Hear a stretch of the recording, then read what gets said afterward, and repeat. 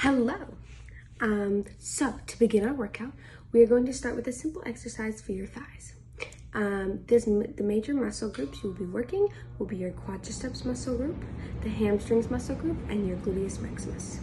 To complete this exercise, you're going to start by standing up straight with your feet planted about shoulder width apart. You want to make sure they're not too close so you can comfortably bend your knees, but they're not too far apart so that you're straining to stand back up.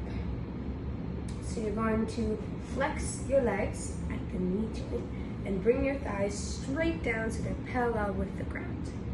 You want to make sure that your knees are not leaning in medially, but instead they can go a little bit outwards, laterally. So next you're going to extend back upwards and make sure that your hips go back into the anatomical position, being straight flat. So I'm going to show you from this side. So I'm going to flex, parallel to the ground, and then extend back upwards so that everything is straight again. So the extension in your knee joint occurs during the up phase of the squat. And this is when the thigh moves away from the shin and the leg straightens back up to that anatomical position. The major muscle groups involved in this movement are the quadriceps femoris group, which is comprised of the rectus femoris, the vastus medialis, the vastus lateralis, and the vastus intermedius.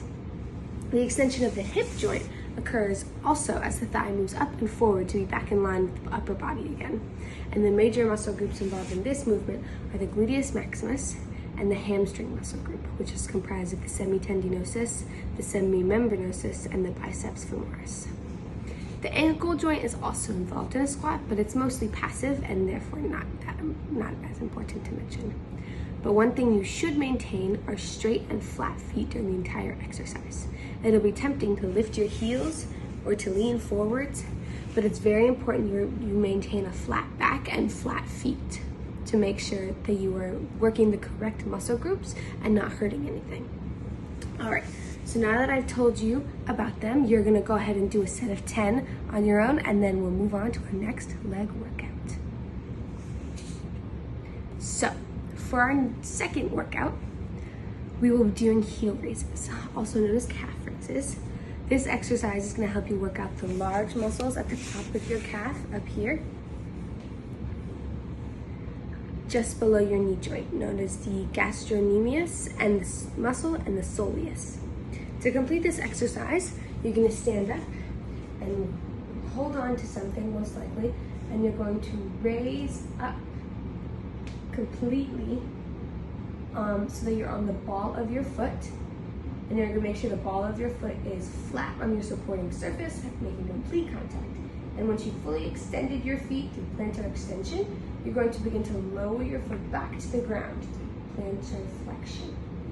So make sure you maintain straight legs the entire time to ensure that the gastrocnemius muscle is being fully worked. The straightness of your legs will actually determine how tightly the muscles are being pulled and how effectively they're working.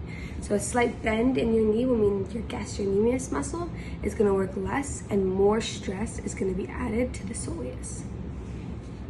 Fun fact, your gastrocnemius muscle is a two-joint muscle, meaning it crosses both the ankle and the knee joints.